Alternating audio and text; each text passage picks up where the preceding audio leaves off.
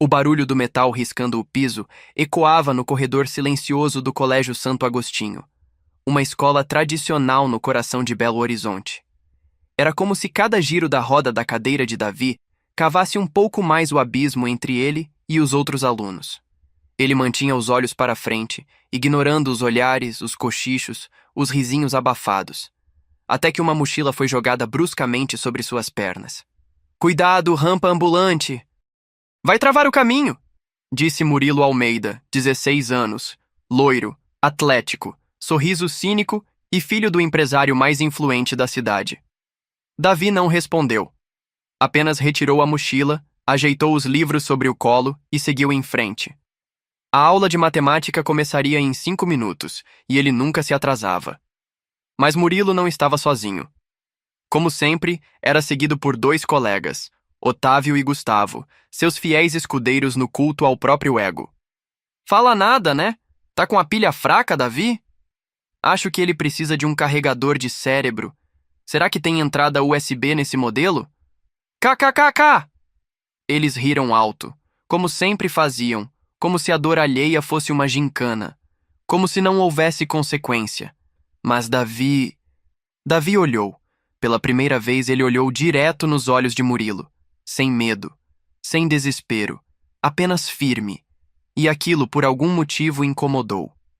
Murilo hesitou por um segundo. Depois chutou a roda da cadeira, fazendo Davi bater levemente contra a parede. "Olha pro chão, campeão. Aqui você não manda em nada." O corredor ficou em silêncio por um instante. Mas nenhum professor apareceu. Nenhum aluno interferiu. A covardia ali tinha espaço de sobra para crescer. Davi ajeitou a cadeira, respirou fundo e seguiu em frente. Do lado de fora da escola, estacionada em um canto sombrio da rua lateral, havia uma caminhonete escura. O vidro estava levemente abaixado. Lá dentro, um homem observava tudo. Ele não se mexeu, mas ao ver a agressão, fechou os punhos com força. Os olhos castanhos endureceram como aço, e uma frase ecoou em sua mente, como um chamado antigo. "Não importa quanto tempo você esteja fora da guerra, ela sempre dá um jeito de te buscar de volta." O homem respirou fundo. General reformado Túlio Mendes, pai de Davi, ex-comandante de operações especiais, desaparecido há anos do noticiário e da sociedade, mas agora, de volta. A tarde caiu sobre Belo Horizonte com o céu pintado de cinza, como se prenunciasse algo que ninguém ainda sabia. Na casa simples de bairro onde moravam, Davi chegou sozinho, como sempre. Abriu o portão, empurrou a porta com cuidado e foi direto para o quarto. Sua mãe, Sandra, ainda não havia voltado do plantão no hospital. Ele deixou a mochila no chão e ficou um tempo olhando o celular. Nenhuma mensagem, nenhum pedido de desculpa, nenhuma suspensão, mais um dia comum. Na tela, abriu um aplicativo que o pai lhe deixara anos atrás. Um simples botão vermelho com uma única palavra: alerta. Mas Davi não apertou. Não ainda. Mesmo com o olho ainda inchado da batida na parede. Porque apesar de tudo, ele sabia que se usasse aquele botão não haveria mais volta. Na escola, Murilo era tratado como príncipe, capitão do time de futsal, herdeiro da Almeida Engenharia, presença constante nos eventos da diretoria. Todos sabiam quem ele era. E sabiam também que enfrentá-lo era suicídio social. Naquela noite, enquanto Davi se deitava, um barulho leve soou no portão. Não era a mãe. Era ele, Túlio Mendes. A barba estava mais grisalha do que Davi lembrava. O corpo ainda forte, o olhar intacto. Vestia uma jaqueta marrom, calça jeans escura e botas de couro. No ombro, uma pequena mochila. Davi desceu com dificuldade e o encarou. Ficaram alguns segundos em silêncio. Você veio. Você olhou. Eles bateram. Eu vi. Foi só isso. Sem abraços, sem lágrimas, porque entre eles não era preciso. Túlio entrou, preparou um café fraco, sentou na cozinha e começou a abrir o notebook. Davi ficou observando. O que você vai fazer, pai? O que me resta? Guerra? Não. Justiça. Ele puxou o celular antigo do bolso. o mesmo que havia deixado com Davi anos atrás, quando teve que sumir. Ligou, um único número. Esperou. Do outro lado da linha, uma voz respondeu: Você usou o código Jaguar? Ele foi ativado. O alvo está em movimento. Eu também. Nome do ponto inicial? Murilo Almeida, filho do sistema. Silêncio. Depois, boa sorte, general. Túlio desligou, fechou o celular com um estalo seco e olhou para o filho. Agora, a missão é você. O sol mal havia nascido quando Túlio Mendes atravessou o portão do Colégio Santo Agostinho. Vestia uma camisa social azul clara, óculos de leitura e carregava uma pasta discreta de couro. No crachá, um nome genérico: Carlos Duarte, consultor educacional. E na mão, um dossiê. Falso, claro, mas convincente o suficiente para abrir portas. Agendado com a coordenação? Perguntou a recepcionista. Sim, reunião com a diretora sobre inclusão e acessibilidade. Ah, sim, a senhora Gláucia está esperando. A escola, apesar da fachada renovada, exalava conservadorismo por todos os corredores. Quadros de ex-alunos importantes, medalhas de Olimpíadas escolares, troféus alinhados em vitrines. Mas Túlio não via troféus, via pontos cegos, onde as câmeras estavam, onde não estavam, onde um garoto poderia ser agredido sem ninguém ver. A diretora Gláucia o recebeu com um sorriso forçado. Consultor de acessibilidade? Finalmente alguém preocupado com isso. Sempre estive. Só esperava o momento certo para entrar, respondeu Túlio com firmeza. Durante 20 minutos, ele ouviu o discurso padrão da escola. Meritocracia, valores familiares, excelência educacional. Anotava tudo com expressão atenta. Até que fez uma pergunta simples. E como lidam com os alunos bolsistas com deficiência? Gláucia hesitou por 2 segundos. Temos 1 ou 2 casos, inclusive um cadeirante muito dedicado. Um exemplo. Túlio sorriu por dentro. Algum histórico de problemas de convivência? Ah, adolescente sempre tem conflitos, mas nossos monitores cuidam de tudo com discrição. Discrição. A palavra que mais lhe causava nojo. Ao sair da reunião, Túlio caminhou lentamente pelos corredores. Passou pela quadra, pela cantina, pela sala da coordenação e, por fim, pelo mural da sala de Murilo Almeida. Lá estava o nome dele. Campeão. Líder. Aluno destaque do mês. Túlio parou. Observou. Depois retirou discretamente do bolso um pequeno dispositivo do tamanho de um pendrive. Conectou ao sistema de rede da escola através de uma entrada USB escondida no corredor administrativo. Em menos de 10 segundos, tinha acesso total às câmeras internas. Na tela do celular, as imagens dos últimos dias começaram a carregar. E ali estava, o momento exato em que Murilo jogava a mochila nas pernas de Davi. Depois chutava sua cadeira. Depois... nada. Ninguém fez nada. Túlio olhou aquilo e apertou os olhos. O sangue ferveu, mas ele não gritou, não chorou. Ele apenas murmurou. Reconhecimento concluído. Agora começa a infiltração. Naquela noite, a luz do quarto de Davi permanecia acesa mesmo depois das 2 da manhã. Ele estava em silêncio, observando o pai circular pela sala com precisão quase militar. Túlio espalhava folhas sobre a mesa, conectava cabos ao notebook, organizava anotações com um método que parecia mais de um general em campo de batalha do que de um pai qualquer. Você sabe por que eu sumi, filho? Perguntou, sem tirar os olhos da tela. Davi hesitou, mas respondeu. A mãe disse que era por segurança, que você era perigoso demais para os inimigos errados. Ela disse certo. Túlio se virou, encarando o filho com a frieza de quem já viu o pior da humanidade e sobreviveu. Mas agora não é sobre mim, é sobre você, sobre o que fizeram com você, e sobre tudo que permitiram fazer porque sabiam que ninguém ia reagir. Davi olhou para o tablet que o pai colocou à sua frente.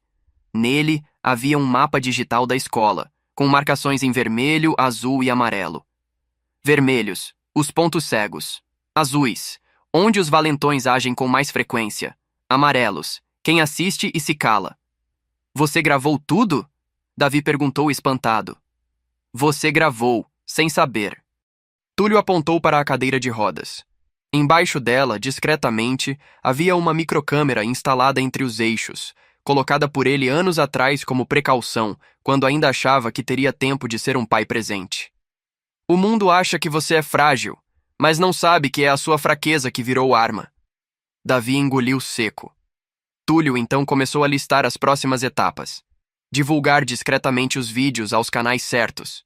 Infiltrar informações nos grupos de pais da escola. Coletar provas dos vínculos entre a diretoria e a família Almeida. Encontrar aliados dentro do sistema. Alunos, professores, funcionários. E o Murilo?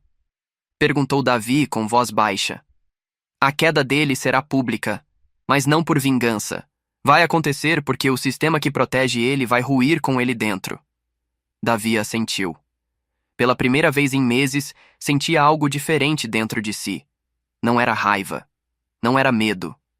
Era clareza. E naquela madrugada, enquanto a cidade dormia, pai e filho selaram um pacto silencioso. Não de guerra, de justiça. Na manhã seguinte, a rotina na escola Santo Agostinho parecia intacta.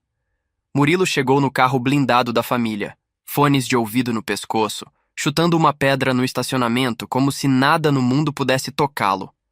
Mas ao passar pelo portão, notou algo estranho. 3 alunos o encararam, não com medo, como de costume, mas com um certo desprezo contido. Na sala dos professores, a coordenadora pedagógica, Márcia Galvão, conversava ao telefone com expressão tensa. Eu entendo, doutora, mas ainda não temos informações claras sobre esse perfil que surgiu. Não sabemos quem está postando.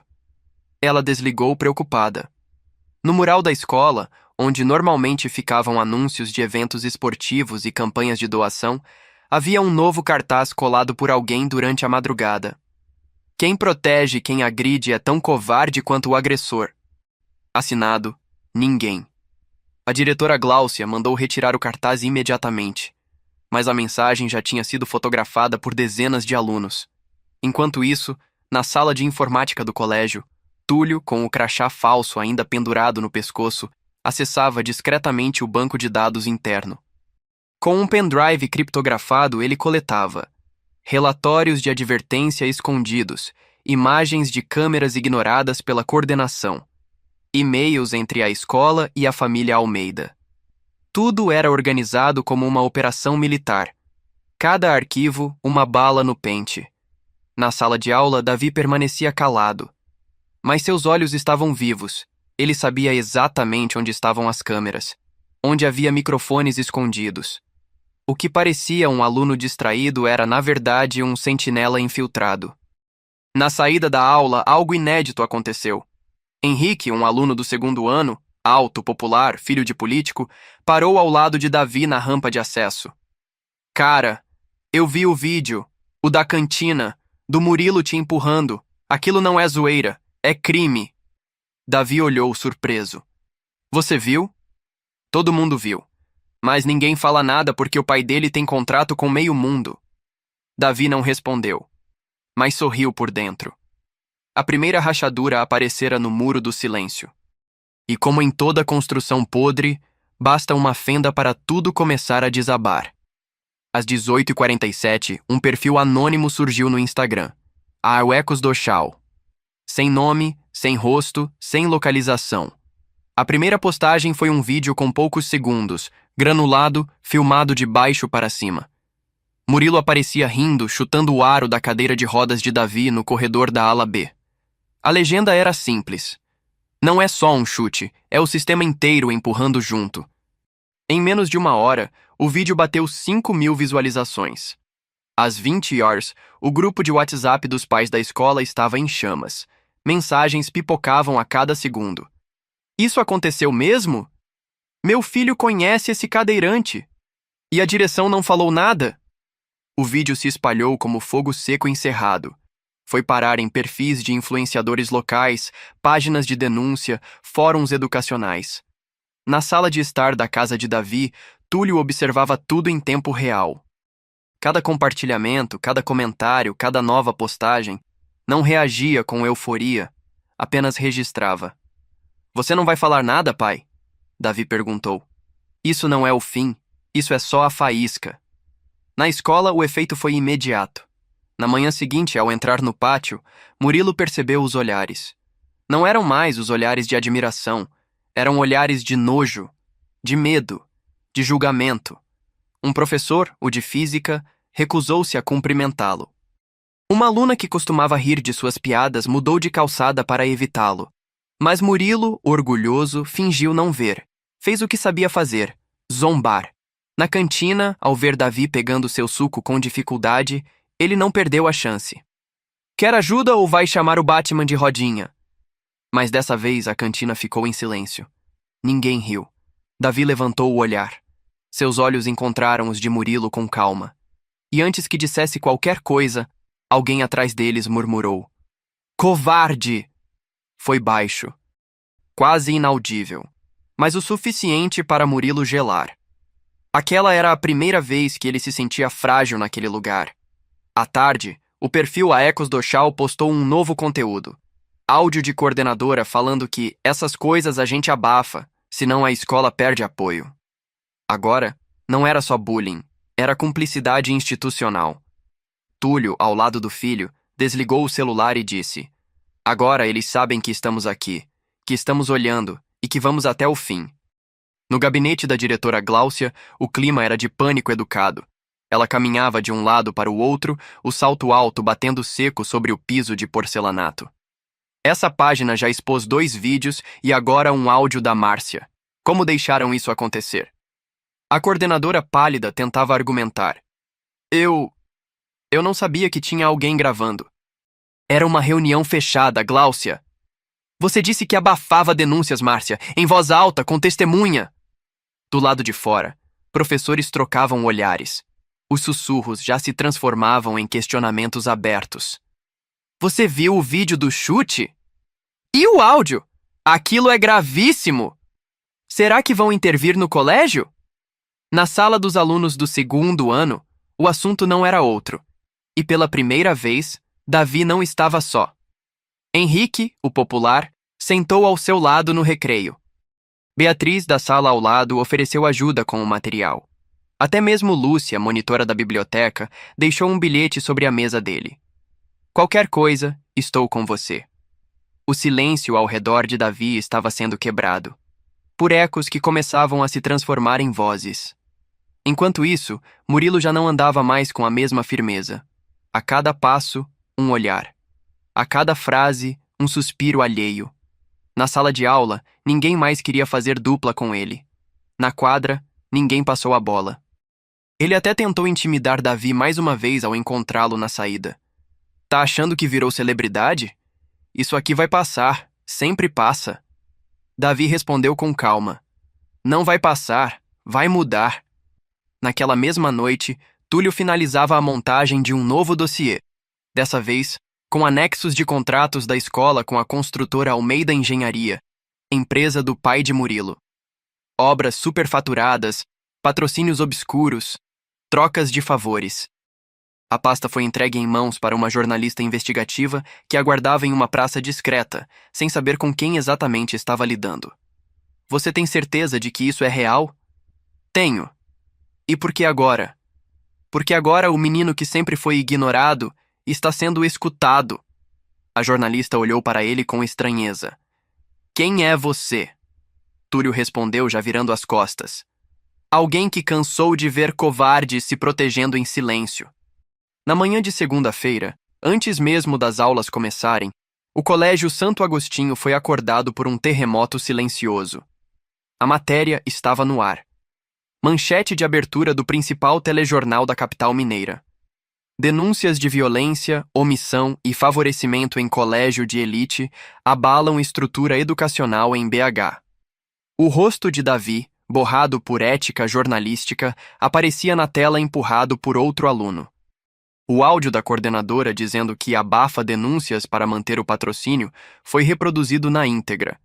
E, por fim, os documentos sigilosos que ligavam a diretora ao pai de Murilo, com contratos superfaturados e doações estratégicas. O nome Murilo Almeida apareceu em destaque. A família, exposta, o colégio, pressionado. A escola virou alvo de jornalistas, ativistas, pais revoltados e estudantes curiosos. Uma petição virtual foi criada com mais de 80.000 assinaturas em menos de 24 horas. Justiça para Davi e para todos que foram silenciados. No grupo de WhatsApp dos pais, o caos. Minha filha já contou que viu Murilo fazendo isso mais de uma vez. E a direção escondia: isso é inaceitável. Quero cancelamento da matrícula e meu dinheiro de volta. Na diretoria, a pressão subia como vapor sem válvula. Gláucia suava frio. Márcia chorava. E o telefone da presidência da mantenedora da escola não parava de tocar. Enquanto isso, Túlio observava tudo de sua base improvisada, com o notebook sobre a mesa e o café esfriando ao lado. Ao seu lado, Davi assistia à matéria na TV com expressão séria. Eles estão me ouvindo agora, pai. Sim. Mas mais importante que isso, agora eles estão vendo você. Túlio sabia o que viria a seguir. Ele conhecia os protocolos de poder. A escola tentaria reagir. Talvez com notas oficiais, talvez com ameaças, talvez tentando inverter o jogo. Mas ele também sabia que o contra-ataque já estava em curso. Às 14h, a diretoria do Colégio Santo Agostinho publicou uma nota oficial no site institucional. A escola lamenta profundamente os acontecimentos divulgados recentemente na imprensa. Estamos conduzindo uma apuração interna rigorosa. Reforçamos nosso compromisso com a inclusão, o respeito e os valores humanos. Mas a internet não perdoou. Nos comentários da postagem, depois que o Brasil inteiro viu, agora vocês estão apurando? Compromisso com quem? Com o silêncio ou com os patrocinadores? Cadê a demissão da coordenadora? Cadê a punição do agressor? O plano da escola era controlar os danos, mas a verdade já não cabia mais dentro do prédio. Na sala dos professores, o clima era de nervosismo. Alguns já preparavam currículos. Outros, principalmente os mais antigos, se diziam envergonhados por nunca terem feito nada. Na secretaria, uma ligação inesperada chegou. Era da Secretaria Estadual de Educação, exigindo uma reunião presencial em 48 horas. Querem documentos, atas, registros de advertências e a lista completa de bolsistas e alunos com deficiência. E querem saber quem silenciou o quê. Enquanto isso, Davi foi chamado à sala da nova pedagoga, uma substituta contratada às pressas para acompanhar casos sensíveis. Ela o recebeu com um sorriso tenso. Davi, sei que tudo isso deve estar sendo muito difícil, mas a escola quer te ouvir, quer saber como você se sente. Davi ficou em silêncio por alguns segundos. Agora vocês querem me ouvir? Sim, claro. Então por que só depois que todo mundo viu o que aconteceu? A pedagoga baixou os olhos. O que você gostaria que a escola fizesse neste momento? Davi respirou fundo. Depois olhou diretamente nos olhos dela.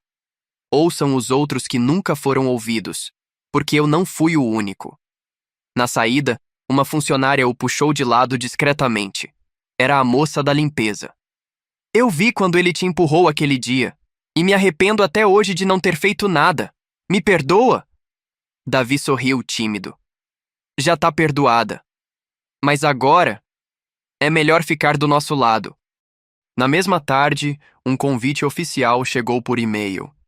A TV Cultura local queria entrevistar Davi para um programa sobre inclusão e bullying nas escolas. A mensagem terminava com uma frase: o país inteiro quer ouvir a sua voz. Davi virou o rosto para o pai que lia a mensagem ao lado. Você acha que eu devo falar? Túlio respondeu sem hesitar. Você já está falando, mas agora é hora do Brasil escutar. O estúdio da TV Cultura local era simples, mas aquela tarde carregava um peso histórico. Davi entrou acompanhado do pai, discretamente posicionado atrás das câmeras. A produção ofereceu água, ajustou a iluminação, orientou o posicionamento, mas Davi mal piscava. Seu olhar estava fixo, firme. Na cadeira ao lado, a apresentadora, uma jornalista conhecida por conduzir entrevistas com sensibilidade, sorriu. Davi, obrigado por aceitar estar aqui. Sabemos que você não é apenas o centro de uma denúncia, mas a voz de muitos que vieram antes, e de muitos que ainda virão. Davi respirou fundo, Ajustou o microfone e respondeu: Eu não vim para acusar ninguém. Eu vim para contar o que ignoraram durante muito tempo. O programa durou 17 minutos. Davi falou com clareza, sem vitimismo, sem exageros. Contou como era tratado, como os adultos se calavam, como alguns colegas riam por medo de também serem alvos. Falou do silêncio que mais doía. Não o silêncio dos corredores, mas o dos adultos que sabiam e viravam o rosto. E no fim, disse algo que fez o Brasil parar. As pessoas dizem que sou um guerreiro, mas a verdade é que nunca quis guerra nenhuma. Eu só queria estudar em paz. A apresentadora quase não conseguiu encerrar o programa. Os olhos dela estavam marejados. Nos minutos seguintes à exibição, as redes sociais explodiram com a hashtag Aisa Escutem o Davi. Escolas de todo o país começaram a compartilhar trechos da entrevista em rodas de conversa com alunos. Universidades enviaram convites para que Davi palestrasse em eventos de juventude, inclusão e cidadania. E no Colégio Santo Agostinho? Silêncio. Mas não aquele silêncio de antes. Agora era um silêncio de vergonha. De paredes que escutaram demais e falaram de menos. De portas que sempre estiveram fechadas e agora pareciam não saber como se abrir. Na saída do estúdio, Davi foi recebido com aplausos por jornalistas, técnicos, seguranças. Mas ele não levantou os braços. Apenas procurou um olhar. Túlio estava ali, encostado na parede, discreto como sempre. Foi bom, pai? Túlio sorriu com o canto da boca. Não. Foi necessário. E quando a verdade é necessária, ela é imparável. 2 dias após a entrevista de Davi, o Colégio Santo Agostinho foi oficialmente notificado. Um envelope pardo, carimbado com o selo da Secretaria Estadual de Educação, foi entregue nas mãos da diretora Gláucia às 7h42 da manhã, na frente de todos os funcionários que chegavam para mais um dia de aula. Conteúdo: abertura de processo administrativo. Determinação de afastamento preventivo da coordenadora. Márcia solicitação de cópias de relatórios dos últimos 2 anos sobre casos disciplinares envolvendo bolsistas e alunos com deficiência. A carta terminava com um aviso duro. Em caso de obstrução, a instituição poderá sofrer intervenção pedagógica imediata. Na sala dos professores, o clima era de velório. Márcia chorava ao telefone. Gláucia não conseguia se concentrar em nada. Alguns educadores começaram a recolher seus pertences discretamente. O colégio estava desmoronando de dentro para fora, mas do lado de fora, em um condomínio fechado nos arredores da cidade, Murilo tramava seu próprio contra-ataque. Na varanda da mansão da família, o adolescente assistia a tudo pela TV com o maxilar trincado. Seu pai, Valdir Almeida, falava com advogados ao celular. Não quero apenas tirar nosso nome disso. Quero virar esse jogo. Vamos jogar o menino contra a opinião pública. Murilo então murmurou com um ódio frio. A gente precisa acabar com a imagem dele.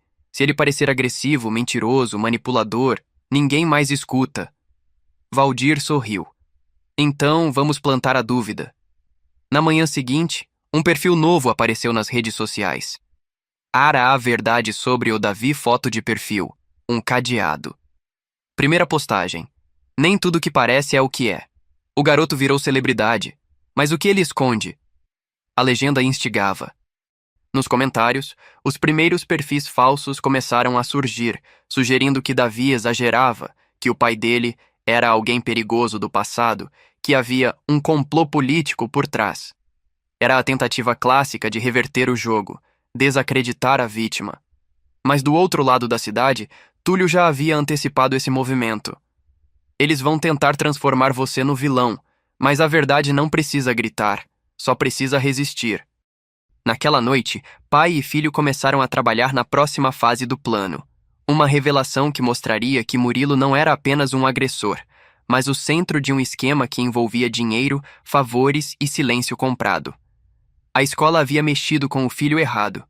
E agora, o pai certo estava pronto para o contra-ataque. Na manhã seguinte, Davi acordou com o celular vibrando sem parar. Mensagens, notificações, capturas de tela. O novo perfil, Ar para a Verdade sobre o Davi, Já estava com mais de 12 mil seguidores. Alguns comentários o chamavam de oportunista, de coitadinho profissional, de garoto mimado por ONGs. Até montagens começaram a circular, com fotos antigas dele com o pai, manipuladas, borradas, sombreadas, com frases falsas atribuídas a Túlio como se ele fosse miliciano, desertor, criminoso internacional. Davi sentiu o peso nas costas. Mesmo com o apoio crescendo, aquilo machucava. A voz tremia quando chamou. Pai! Túlio entrou no quarto. Observou o rosto do filho. Não disse nada. Apenas pegou o celular da mão dele. Leu tudo com calma. Depois, abriu uma gaveta trancada na mochila militar que sempre carregava. De dentro, tirou um pequeno cofre metálico. Abriu. E colocou sobre a mesa um envelope. Davi olhou. Era antigo. O selo já desbotado. Dentro, vários documentos carimbados com tarjas vermelhas. Alguns com palavras como sigiloso, classificado, não divulgável. Túlio disse: durante 20 anos minha missão foi infiltrar e expor redes criminosas usando exatamente essa mesma estratégia. Desmoralizar o inimigo para que a verdade fosse sufocada. Eles estão repetindo o manual. Então você vai usar isso contra eles? Túlio negou com a cabeça. Não, eu não vou expor meu passado. Eu vou expor o presente deles. E tirou um novo documento da mochila. Era uma cópia de um contrato entre a escola e a empresa de segurança privada Sentinela Segura, do ramo de monitoramento e vigilância. Valor: 480 mil reais por semestre. Mas os documentos fiscais mostravam algo escandaloso. A empresa pertencia a Valdir Almeida, pai de Murilo, usando o nome de Laranja. Essa é a bomba. Eles fingem proteger a escola, mas estão sugando dinheiro público através de isenções e pagando pela omissão. Na mesma hora, Túlio enviou os arquivos anonimamente para 3 jornalistas, 2 deputados estaduais e uma ex-procuradora amiga de confiança. E no mesmo minuto, o perfil Hiruekos do Chau publicou: quando o agressor é filho do financiador do silêncio, o que resta à vítima? A postagem veio com os prints do contrato, CNPJ cruzado e dados públicos mostrando o vínculo entre os nomes. Na escola, a explosão foi imediata. O grupo de pais entrou em colapso. Professores começaram a exigir esclarecimentos. Alunos compartilharam a postagem nos stories com frases como: agora tá explicado tudo. A escola virou empresa de blindagem. Davi, ainda abalado, olhou para o pai com gratidão contida. Pai, isso vai longe. Filho, agora não tem mais volta. O Colégio Santo Agostinho amanheceu diferente. Não havia fila na cantina. Não havia piadas no corredor. Não havia gritos na quadra. Havia só o som das viaturas parando. Às 7h58, 2 carros pretos da Controladoria Geral do Estado estacionaram discretamente na frente do prédio principal. 2 agentes desceram com pastas e crachás expostos. A diretora Gláucia, ao ser avisada, quase derrubou o café. Eles não podem simplesmente invadir assim. Não estão invadindo, disse o advogado da escola presente na sala. Eles estão exercendo autoridade legal. O alvo da vez era o contrato entre a escola e a empresa Sentinela Segura. A denúncia anônima, com provas concretas, havia chegado não só à imprensa, mas ao Ministério Público. A escola foi obrigada a entregar todos os contratos de terceirização dos últimos 5 anos. E agora, o que era uma história de bullying se tornava um escândalo financeiro. Enquanto isso, Murilo em casa perdia o controle. O perfil Ecos do Chau agora tinha 70 mil seguidores. Os alunos o tratavam como fantasma nos grupos da escola. Nos corredores, seu nome virou sinônimo de vergonha. Mas o pior não foi isso. O pior foi quando alguém da própria escola vazou um áudio dele. Esse moleque tá brincando com fogo. Ele acha que só porque tem rodinha é intocável? Se eu encostar nele de novo, ninguém mais vê nada. O áudio viralizou. A hashtag Palmeira Murilo Covarde apareceu no Twitter. Influenciadores começaram a se posicionar. Ex-alunos da escola começaram a relatar casos antigos de assédio, racismo e violência acobertados no passado. E pela primeira vez, O sistema entrou em pânico. Valdir Almeida, pai de Murilo, contratou uma equipe de crise. Pagou influenciadores para tentar inverter a narrativa. Pressionou políticos locais. Mas não adiantava, porque do outro lado, não era só um pai e um filho. Era uma onda de justiça armada com provas, coragem e estratégia. Túlio, de sua base, recebeu uma mensagem no celular criptografado. Confirma-se. Auditoria será iniciada. Intervenção parcial autorizada. Investigação formal em curso. Ele virou para Davi e disse: chegou a hora de mostrar quem sempre soube. E se calou. E ao fundo, a porta de entrada do colégio tremia. Mas não por causa do vento. Era o sistema desmoronando, por dentro. O clima no Colégio Santo Agostinho estava em ebulição. No pátio, alunos sussurravam entre si. Alguns, antes fiéis ao reinado de Murilo, agora se calavam, envergonhados. Outros, antes neutros, começavam a se manifestar publicamente em apoio a Davi. Mas a verdadeira divisão acontecia nos bastidores. Na sala dos professores, um confronto inesperado se formava. A professora de literatura, Helena Vieira, bateu a mão na mesa. Quantos de vocês sabiam? Quantos viram e não fizeram nada? Eu mesma vi Murilo empurrar o Davi no pátio 3 meses atrás, e eu fiquei calada. Eu me calei, como tantos outros aqui. Um silêncio pesado caiu na sala. O professor de química tentou defender. A gente tinha medo. É uma escola privada. Eles ameaçavam cortar salários, processar. Helena o encarou. E Davi tinha o quê? Só as rodas e a própria dignidade. Na mesma hora, ela pegou o celular e gravou um vídeo simples, de 1 minuto, direto do refeitório vazio. Meu nome é Helena Vieira. Sou professora do Colégio Santo Agostinho. E eu vi e calei. E por isso hoje peço perdão. Ao Davi, aos alunos e a mim mesma. Não me calo mais. Ela publicou o vídeo com a hashtag #EuVidigo agora. A postagem viralizou. Outros professores de escolas diferentes começaram a comentar. Relatos de omissão, de vergonha, de arrependimento surgiram como enxurrada. E foi assim que a professora Helena se tornou uma nova aliada. À tarde, ela encontrou Davi sentado na biblioteca. Ajoelhou-se ao lado dele, segurou sua mão com respeito. Você não devia ter enfrentado isso sozinho. Mas agora, você tem gente do seu lado. Davi olhou para ela com serenidade. A senhora não ficou do meu lado antes, mas agora tá no lugar certo. Do outro lado da cidade, Túlio observava tudo com olhos firmes. A entrada de Helena na luta significava uma brecha dentro da própria estrutura da escola. E era tudo o que ele precisava para a próxima etapa. Ele ativou um novo número no celular e mandou uma mensagem para um contato do passado. Entramos. Tem gente de dentro agora. Hora de soltar os nomes. Todos. A resposta veio segundos depois. Lista pronta. Enviando nas próximas horas. Túlio então sussurrou. Chegou a hora da verdade ser maior do que qualquer nome de família. Naquela noite, às 21h03, o perfil EuEcos.Tchau publicou sua postagem mais esperada. Uma imagem preta, com letras brancas. Eles sabiam. E se calaram. Por dinheiro, por conveniência, por covardia. Aqui estão os nomes. Ao deslizar para o lado, uma sequência de 6 imagens revelou a lista. Márcia Galvão, coordenadora pedagógica, acusada de ocultar denúncias por ordem superior, Roberto Trigueiro, professor de educação física, testemunhou agressões e relatou informalmente, mas nunca oficializou Flávio Cardoso, conselheiro disciplinar, primo de Valdir Almeida, pai de Murilo, aprovava relatórios manipulados. Eduarda Mendes, secretária administrativa, envolvida na falsificação de assinaturas em advertências falsas.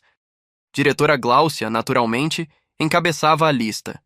E por fim, o nome que ninguém esperava, Dr. Hamilton Lacerda, advogado da escola e membro da Associação dos Pais, responsável por bloquear legalmente qualquer tentativa de investigação interna nos últimos 2 anos. A lista explodiu nas redes. Grupos de pais entraram em choque.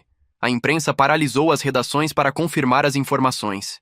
E antes mesmo de amanhecer, 4 dos nomes já estavam formalmente afastados. Na escola, alunos colaram cópias da postagem nos corredores, nas portas dos banheiros, nas carteiras. Alguém escreveu em letras garrafais sobre o quadro da sala dos professores. Quem mais sabia? Murilo, agora isolado, começou a surtar. Ele gritava em casa, culpava todo mundo. Por que não fizeram nada? Por que deixaram isso chegar tão longe? Valdir tentava controlar o filho, mas também perdia o chão. Seus contratos começaram a ser revogados. Empresas ligadas ao seu nome estavam sendo investigadas. Até aliados políticos começaram a se afastar. Enquanto isso, Davi estava em casa, em silêncio. Pai, a gente está vencendo? Túlio respondeu sem olhar. A verdade não vence como num filme. Ela corrói por dentro até que o castelo inteiro desabe. Na manhã seguinte, a professora Helena foi chamada para depor como testemunha. Ao sair da escola, alunos a aplaudiram de pé. Davi a observava da janela e murmurou. Ela entendeu. E agora muitos vão entender, completou Túlio. Porque depois que a verdade sai da jaula, ninguém consegue enjaulá-la de novo. O Fórum de Belo Horizonte recebia, naquela terça-feira, um movimento incomum.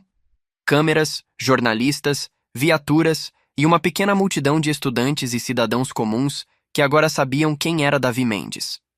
Às 10h42, acompanhado do pai e de uma advogada voluntária indicada pela ONG Justiça Jovem, Davi entrou no prédio com os olhos fixos no chão, mas a coluna ereta como um soldado.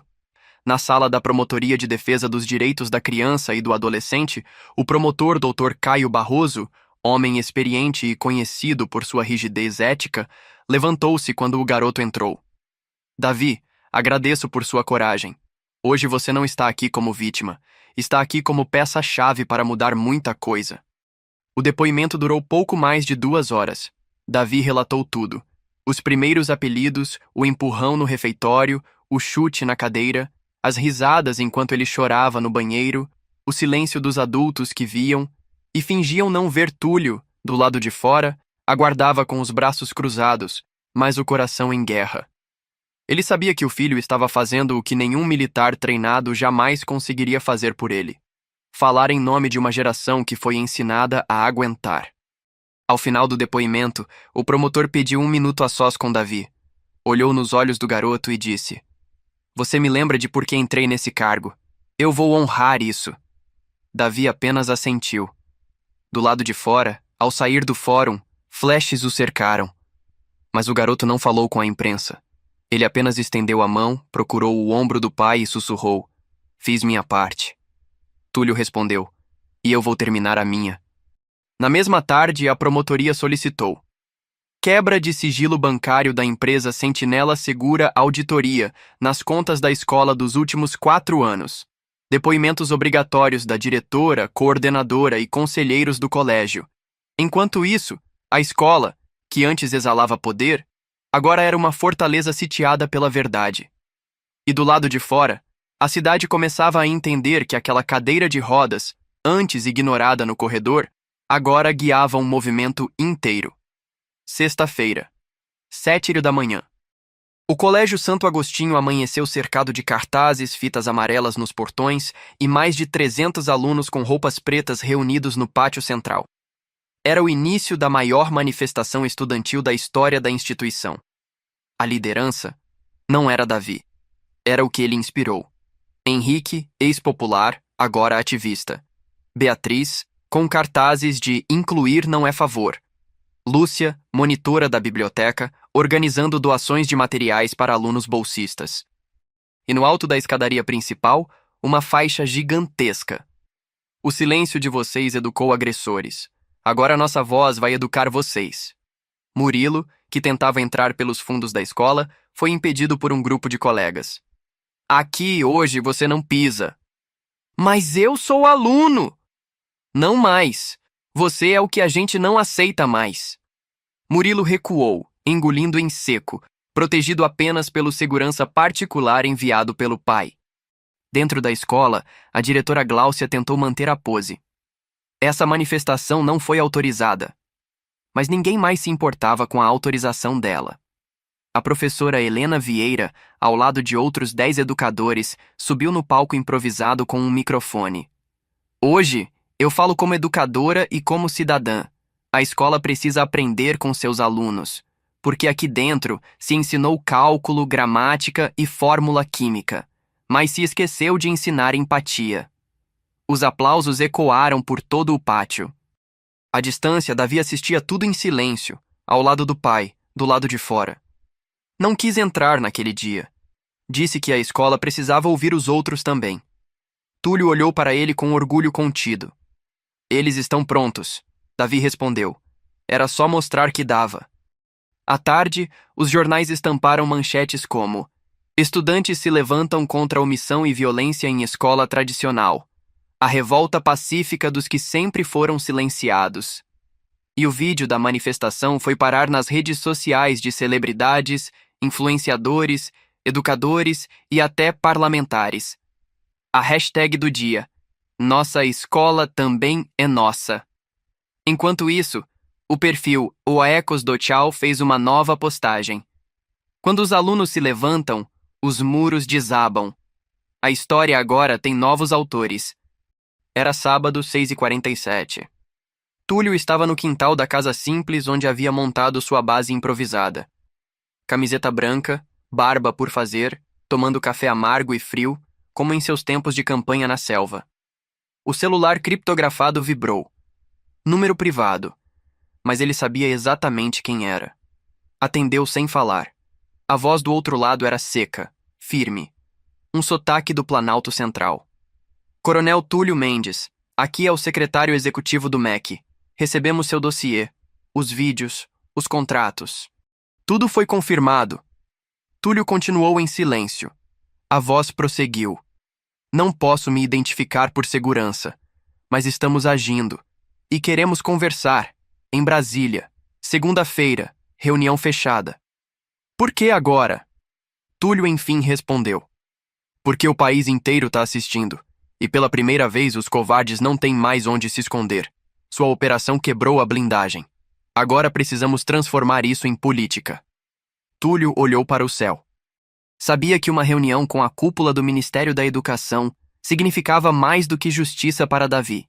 Significava abrir brechas sistêmicas, mexer com fundos, regulamentações, práticas obscuras que eram mantidas por décadas. Mas também significava voltar para dentro do campo de batalha oficial. Envio local, eu vou. Disfarçado. Discreto. Com armas? Só uma. O que meu filho viveu. A ligação caiu. Davi, que ouvia da porta, perguntou: Vai voltar? Túlio respondeu: Só para garantir que o que aconteceu com você não aconteça mais com ninguém. No mesmo dia, o perfil Era Ecos do Tchau publicou uma nova imagem. Uma mão segurando a carteira de estudante. Ao fundo, o brasão da escola manchado por tinta vermelha. Legenda: A justiça começa no corredor, mas termina onde os homens fazem as leis. Na escola, a diretora Gláucia convocou uma reunião de emergência com os poucos membros que ainda restavam da gestão. Se eles chegarem a Brasília com isso, a nossa estrutura vai cair. Não só o colégio, os parceiros, as instituições amigas, as redes. Mas o que ela não sabia era que já estava caindo, porque enquanto tentava apagar incêndios, a chama da mudança já queimava o alicerce que sustentava o velho sistema. Domingo à noite. Enquanto Túlio preparava a mochila para a viagem a Brasília, Murilo Almeida tramava sua última cartada. Sozinho em seu quarto, diante de uma tela de computador, o rosto pálido, olhos fundos, o orgulho ferido. Ele não aguentava mais ver seu nome como sinônimo de covardia. Vou virar o jogo, nem que seja na marra. A ideia que lhe veio era perigosa e covarde. Mas era tudo o que restava para quem sempre usou o poder como escudo e agora se via desarmado diante da verdade. Ele criou um novo perfil falso, um nome genérico, uma imagem genérica, e lá começou a publicar. As ameaças do pai de Davi contra alunos da escola. Depoimentos anônimos de supostas vítimas da milícia de Davi. Prints manipulados com conversas falsas. O objetivo? Fazer parecer que Davi era parte de uma organização orquestrada pelo próprio pai, ex-militar, para manipular a opinião pública e se vingar do colégio. A mentira era suja, mas viral. Em menos de 3 horas, algumas páginas duvidosas começaram a replicar a história. Mas o que Murilo não sabia era que Túlio já estava um passo à frente.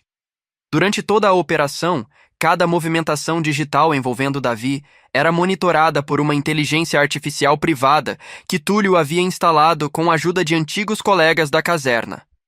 Às 2h13 da manhã, um alerta soou no sistema. Perfil vinculado à IP de usuário já rastreado. Murilo Almeida. Túlio, prestes a dormir, recebeu a notificação no celular. Leu, processou, e pela primeira vez desde o início de tudo, sorriu com ironia. Então é isso que você tem, garoto?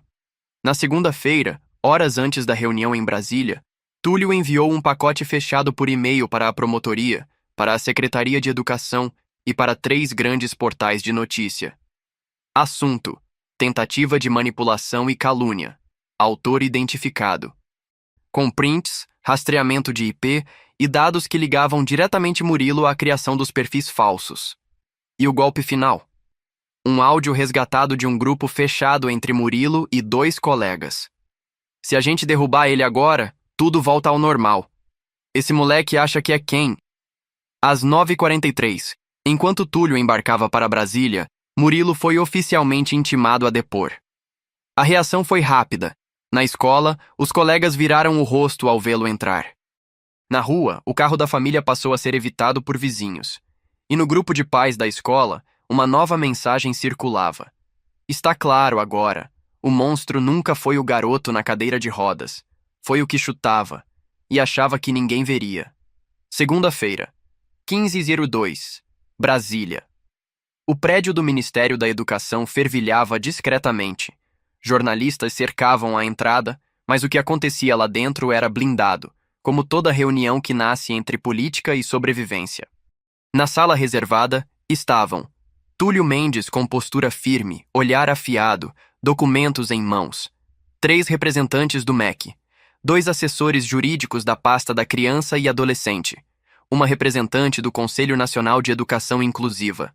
O coordenador da reunião, um homem experiente e sisudo, abriu.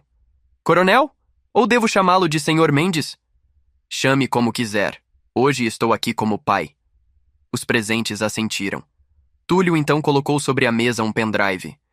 Aqui está a síntese da operação que realizei nos últimos 22 dias. Nomes, contratos, omissões, provas. Mas não estou aqui apenas para pedir punições. Ele respirou fundo. Estou aqui para propor reforma. As pastas foram abertas. Nelas, um plano batizado de Projeto Ecos do Corredor.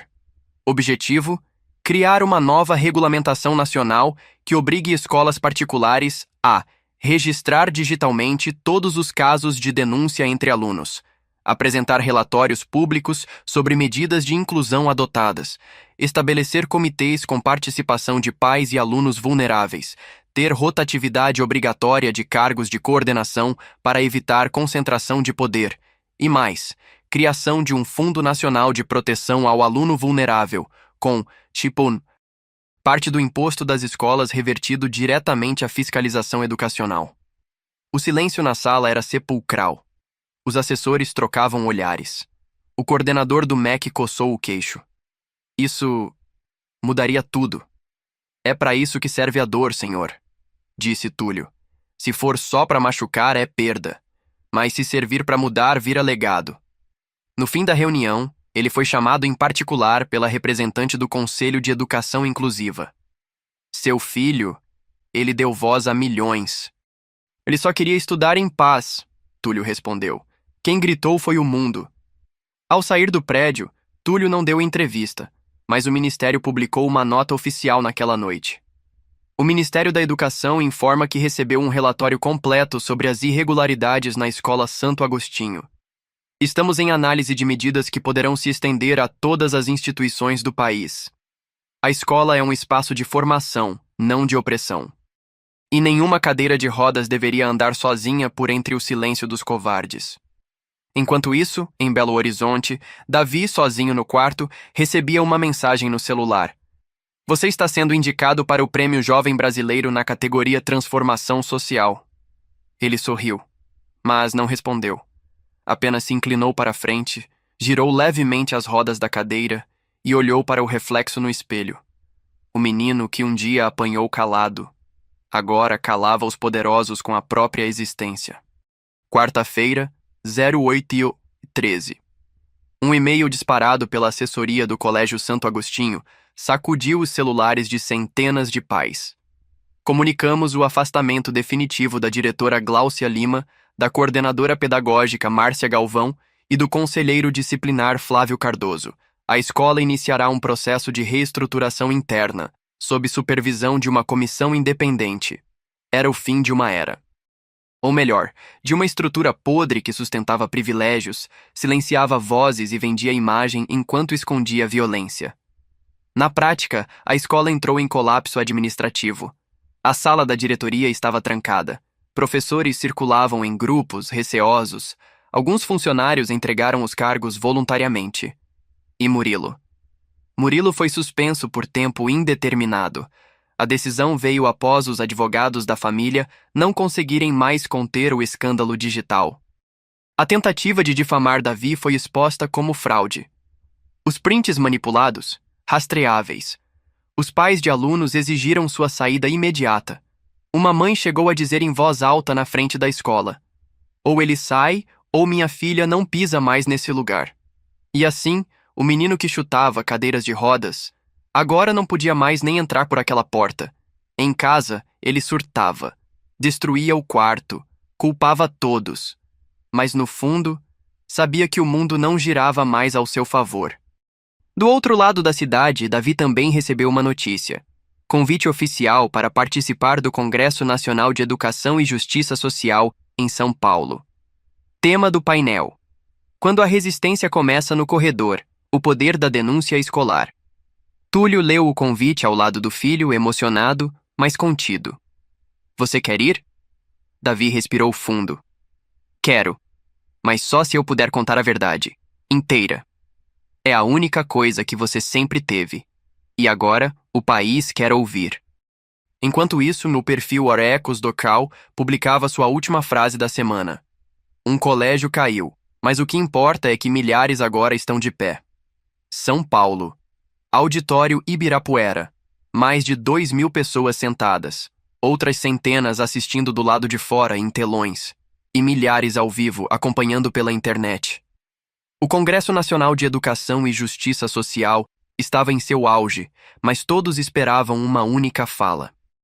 No palco, educadores renomados, sociólogos, jornalistas e líderes comunitários já haviam se pronunciado. Mas quando o apresentador anunciou: e agora com vocês, Davi Mendes, o garoto que ensinou o país a ouvir quem ninguém escutava. O público se levantou. Aplausos. Muitos. Longos. Davi entrou devagar, sua cadeira de rodas deslizando com serenidade. Vestia camisa social clara, calça escura, nos olhos, firmeza. Aos 14 anos não parecia uma criança. Parecia um monumento de carne e osso. Chegou ao púlpito, ajustou o microfone, respirou fundo e começou. Eu não vim aqui para virar símbolo, nem para ser exemplo. Vim porque sou só um menino que queria estudar em paz. Mas disseram que eu ocupava espaço demais, que eu era lento, diferente, incômodo. Me empurraram, me chutaram, me ignoraram. E o pior foi quando eu percebi que os adultos também fingiam que não viam. Quando o silêncio dos professores doía mais que a risada dos colegas. Quando a sala de aula virava campo de batalha. E eu estava sozinho. A plateia estava muda. O único som era a respiração pesada de quem segurava o choro. Mas aí, meu pai apareceu. Não com armas, mas com coragem. Ele não gritou, não brigou. Ele me ensinou a fazer o mundo enxergar. E quando a verdade apareceu, ela não era só minha. Ela era de todos os que foram calados nos corredores, no recreio, nas salas de direção. Uma pausa. Os olhos de Davi marejaram, mas ele não vacilou. Eu sou cadeirante. Mas não sou o único que carrega o peso do desprezo. Tem gente andando em duas pernas e arrastando uma vida inteira de vergonha por nunca ter sido escutado.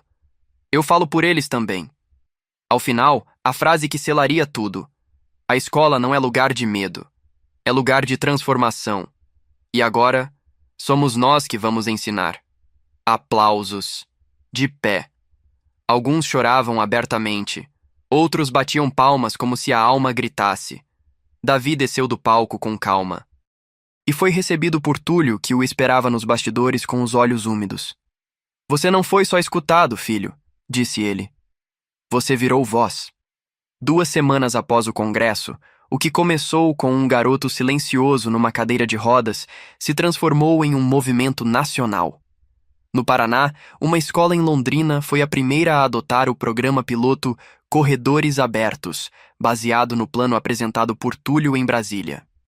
Em Recife, um colégio particular anunciou a criação de um conselho estudantil anti-bullying, com participação direta de alunos bolsistas, com deficiência e representantes de minorias. E no Maranhão, o governo estadual lançou um programa de auditoria em escolas privadas com apoio do MEC. A mudança estava acontecendo, não como revolução, mas como crescimento orgânico, plantado com verdade, regado por coragem. Enquanto isso, Davi voltava a Belo Horizonte, discreto como sempre.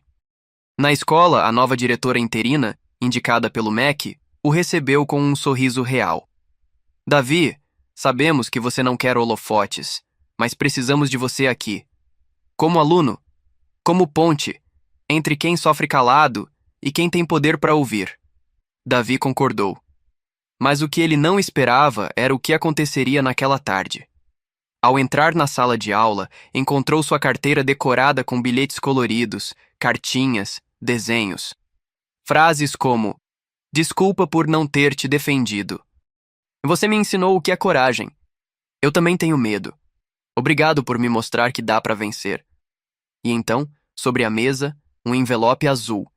Dentro dele, uma carta manuscrita. Davi, não fui seu amigo quando deveria. Fui fraco. Me escondi atrás do riso dos outros. Mas hoje, queria poder te dar um aperto de mão e dizer: você venceu. Com respeito, Henrique. Davi leu, fechou os olhos por um instante e sorriu, porque aquele não era o fim da história. Era só o começo de um novo capítulo, escrito com dignidade, coragem e empatia. E como dizia a nova frase pintada no mural da entrada da escola: quando uma voz se levanta, o silêncio perde o domínio. Era uma terça-feira comum, ou ao menos parecia.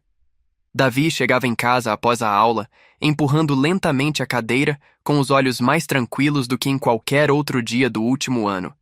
Mas ao entrar, notou um envelope sobre a mesa, com o brasão do Ministério das Relações Exteriores.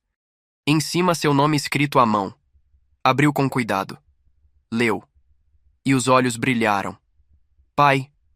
Túlio entrou na sala secando as mãos no pano de prato. Chegou. A gente vai para fora do país?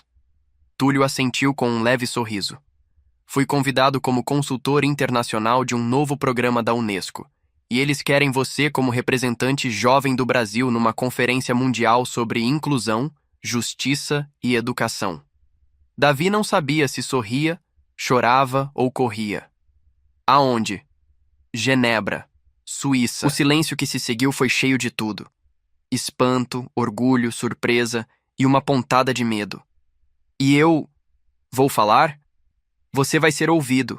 Por líderes, educadores, gente grande. Davi respirou fundo. Ainda não conseguia se ver como gente grande. Mas sabia que havia algo dentro dele que nenhum agressor, nenhuma diretora covarde, nenhum silêncio institucional podia apagar. A verdade vivida. Na mesma semana, o nome dele apareceu no site da ONU Brasil. Davi Mendes, de 14 anos, representará o país na Conferência Global pela Educação Inclusiva. A notícia correu o país como fogo em campo seco. Enquanto isso, algo inesperado acontecia nos bastidores. Túlio recebeu uma ligação de um antigo colega de farda. Um homem com quem havia dividido missões no exterior, selado pactos no meio da selva, sobrevivido a emboscadas. General, querem você de volta. Já me despedi da guerra. Mas agora é outra guerra. De dentro. Estratégica. Querem você como conselheiro nacional para a reestruturação dos protocolos de segurança escolar. Cargo político? Cargo de missão. Túlio ficou em silêncio por alguns segundos. Se for para proteger garotos como o meu, me mande os termos. Naquela noite, pai e filho sentaram na varanda. O céu de Belo Horizonte estava limpo. O ar, leve. Você está pronto para Genebra? E você, tá pronto para voltar? Acho que a gente nunca para de lutar, filho. A gente só muda de frente. Davi olhou para o céu. E pela primeira vez, viu o futuro não como um peso, mas como uma missão. Genebra, Suíça. Palácio das Nações Unidas. Uma manhã fria, mas com o céu limpo, como se o universo estivesse dando espaço para algo grande acontecer. Dentro do auditório principal, representantes de mais de 60 países, intérpretes de cabine, jornalistas, embaixadores e jovens de todos os continentes. No painel central, em letras projetadas, Youth Voices for Global Inclusion. E no centro do palco, com um terno azul marinho ajustado, uma gravata discreta e os olhos atentos, estava Davi Mendes, 14 anos, brasileiro, filho de uma enfermeira e de um ex-militar reformado. A mestre de cerimônias anunciou em inglês. From Brazil, the young man whose story moved a nation.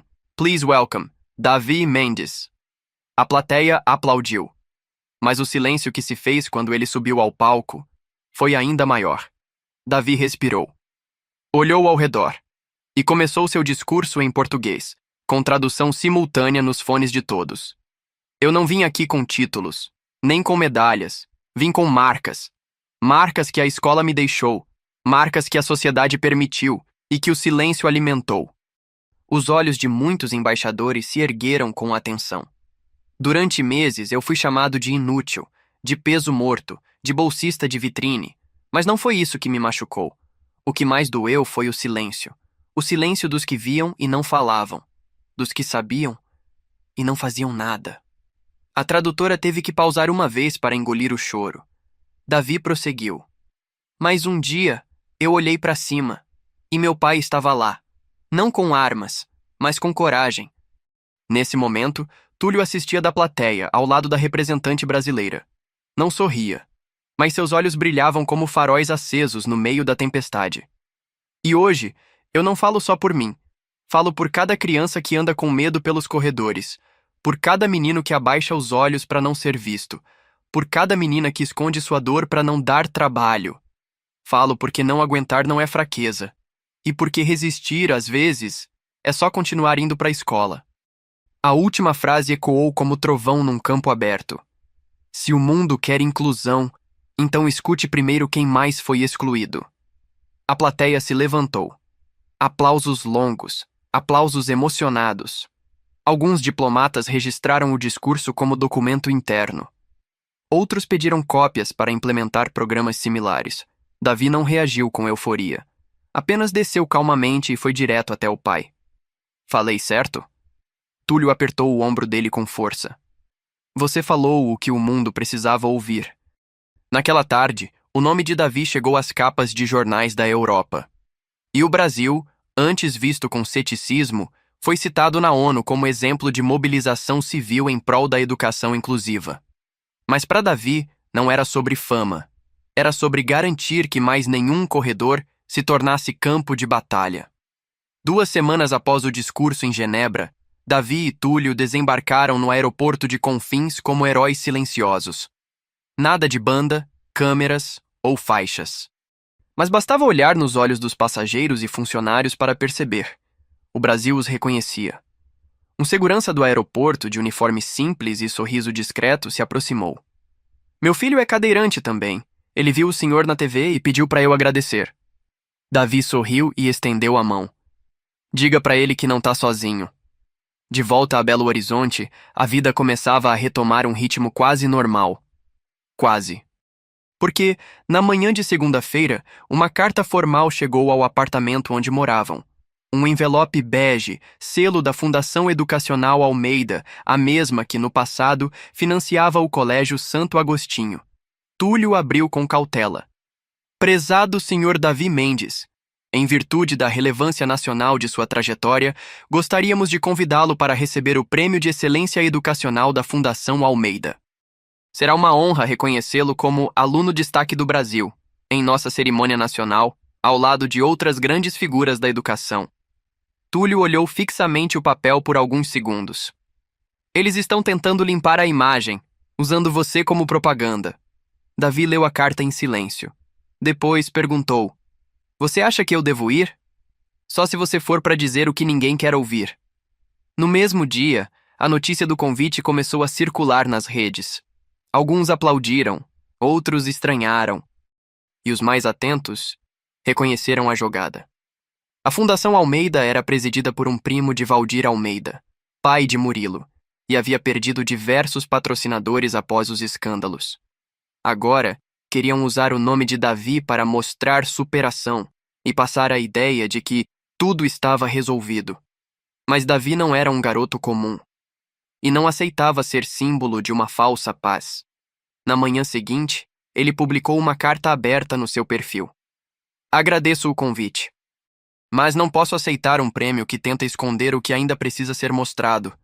Minha luta não é por medalhas, é por transformação, e essa transformação começa quando os agressores deixam de ser homenageados por parentes ricos e passam a ser lembrados por aquilo que de fato fizeram. A resposta viralizou, e a fundação recuou. Mas a movimentação revelou algo maior. Os mesmos rostos de antes ainda estavam no poder, apenas com novas roupas e novos discursos. Túlio olhou para o filho com olhos cansados, mas determinados. O inimigo às vezes não volta com armas, volta com convites. Davi assentiu. E é por isso que a gente não pode parar. Sexta-feira, 16h17.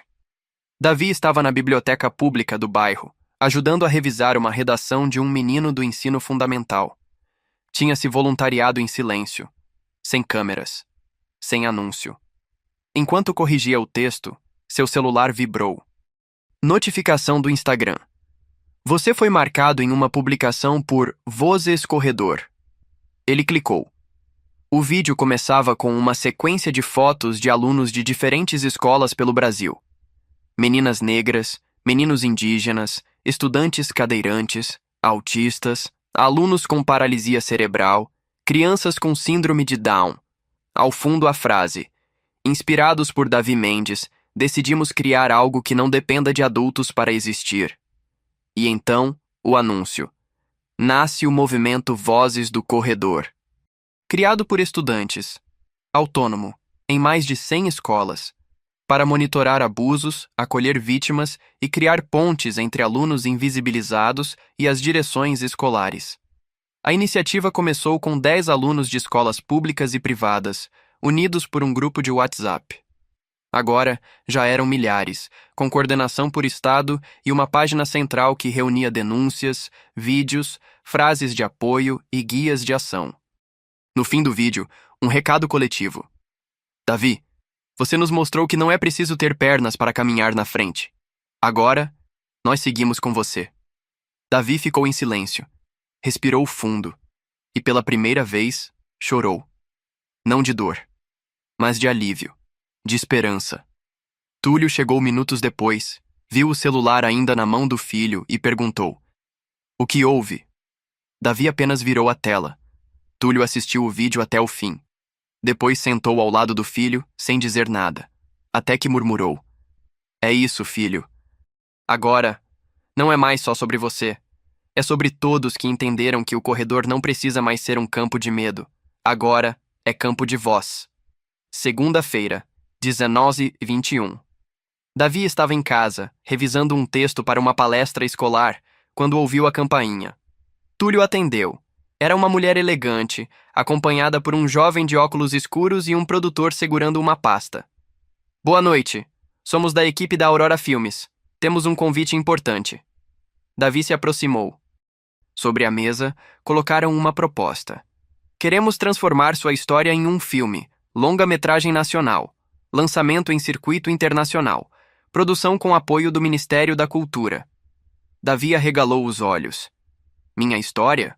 Num filme? A produtora assentiu. Mas não é só sobre você. É sobre o que você representa, a força de quem foi ignorado, e decidiu não se calar. Túlio, em silêncio, observava. Seu instinto o mantinha sempre desconfiado. Por que agora? Perguntou ele. Porque o mundo precisa de símbolos que são reais, e seu filho é um deles. Davi pediu um tempo para pensar. Nos dias seguintes, o convite se espalhou nas redes. Jornais estamparam manchetes como: História de Davi Mendes vai virar filme nas telonas. Do bullying à inspiração global, a jornada de um menino que fez o Brasil ouvir. Mas Davi se sentia dividido. Falaria em seu nome, ou deixaria que sua imagem fosse usada por outros? Em uma conversa íntima com Túlio, abriu o coração. E se usarem a história para fazer parecer que tudo terminou bem? E se colocarem um final bonito só para vender ingresso? Túlio refletiu e respondeu. Então escreva você, conte você, diga onde dói, onde sangrou, onde quase desistiu. Se sua vida vai ser um roteiro, que pelo menos seja verdadeiro. Davi tomou a decisão. Na semana seguinte, anunciou em seu perfil. Aceitei transformar minha história em filme, mas exigi uma condição. Eu mesmo vou narrar. Não para ser herói, mas para mostrar que a dor pode virar caminho. E o silêncio, um roteiro de coragem. A postagem viralizou. Estudantes, professores, ativistas, artistas e anônimos comentaram em peso. Já tô chorando só de imaginar. Esse filme vai mudar vidas. Obrigada por nunca desistir, Davi.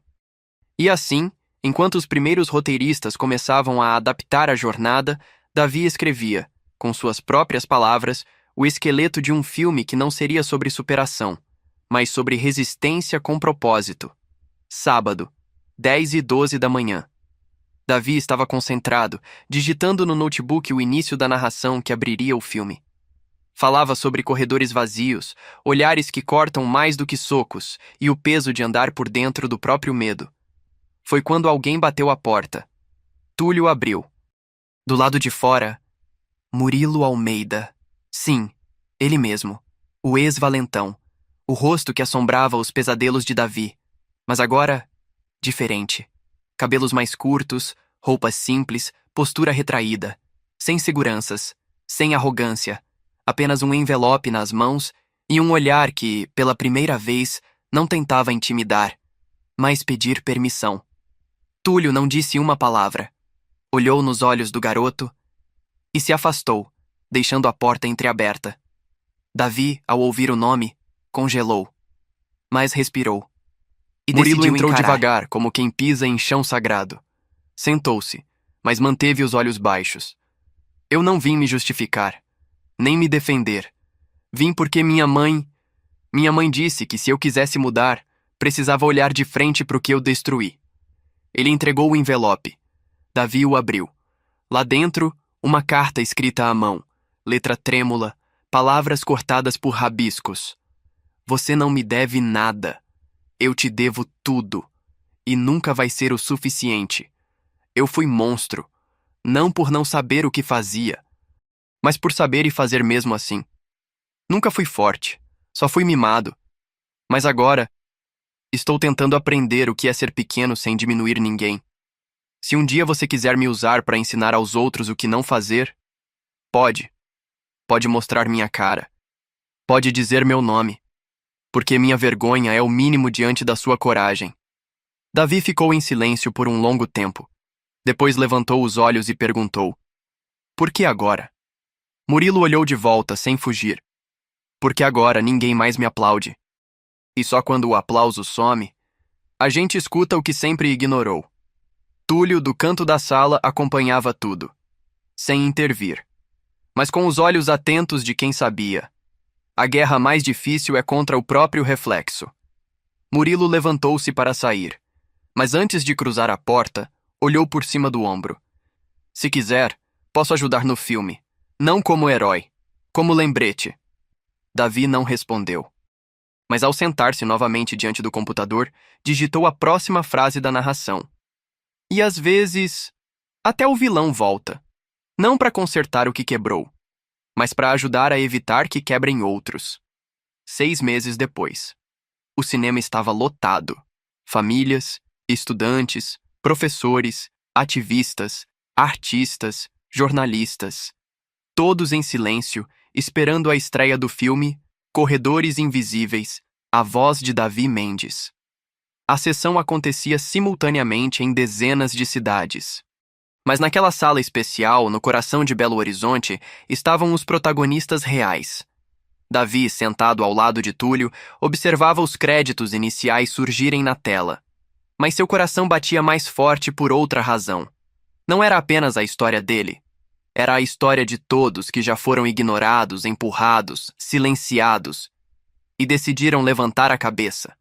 No meio do filme, o público chorava, aplaudia, silenciava nos momentos de dor e vibrava nas cenas em que Davi encarava seus opressores. E então, no final, com a tela escura, a voz de Davi ecoou em off. Eu não fui escolhido, não fui especial, fui só um menino que cansou de andar sozinho.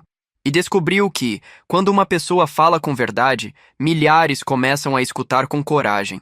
Essa história não é um fim, é o começo de muitas outras. A plateia explodiu em aplausos. Alguns gritavam o nome dele, outros choravam abraçados. Na saída, uma menina de 9 anos com paralisia cerebral, empurrando a própria cadeira, veio até ele e disse: Eu quero ser igual você. Davi ajoelhou-se, sorriu e respondeu: Não seja igual, seja você, e fale, sempre. Enquanto isso, em Brasília, o Ministério da Educação anunciava oficialmente o Programa Nacional Vozes do Corredor, inspirado diretamente na trajetória de Davi. Todas as escolas particulares e públicas do país teriam comitês internos com alunos representantes. O Fundo de Proteção ao Aluno Vulnerável foi aprovado no Congresso, e as denúncias agora seriam monitoradas por um sistema nacional, acessível a qualquer estudante com um clique. Túlio, agora conselheiro do projeto, observava tudo de longe, orgulhoso. Sabia que seu tempo no fronte acabara, mas o do filho mal havia começado. Na última cena do filme, Davi aparecia empurrando sua cadeira por um corredor vazio. A câmera se afastava lentamente, e a frase final surgia na tela. Seja a voz que você não teve, porque até o silêncio pode ser vencido com verdade.